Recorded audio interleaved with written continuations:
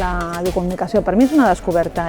La veritat és que és incorporar un procés metodològic i una filosofia dintre dels diferents projectes o accions que tenen a veure amb la intervenció comunitària, que és el que faig amb la meva vida professional. Una eina per treballar-la, per fer canvis i per com inserir en la societat.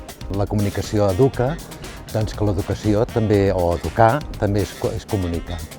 Pel que fa a la metodologia, jo crec que, i pel que he estat veient, que va molt relacionat amb treballar col·lectivament o amb una comunitat, amb un grup de persones i fer-los partícips del procés. Treballar la reflexió crítica dels missatges de la comunicació i la incorporació conscientment que aquests processos suposen uns aprenentatges en relació a la temàtica en qüestió o a allò que es vol treballar i transformar.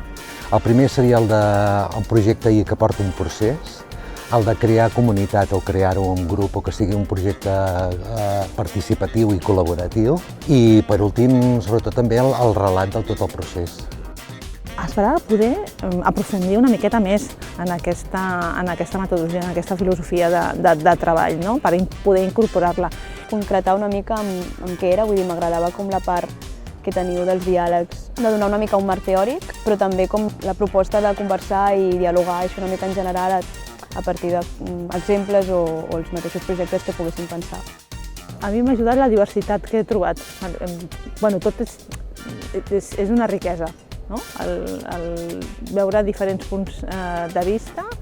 A nivell personal és com haver acabat un any i mig de realment com estar buscant cap a on m'agradava anar de la comunicació i quins projectes m'agradaven i com haver-ho trobat. Tenir el plaer d'escoltar el Yair Vega, doncs, que ha estat un regal.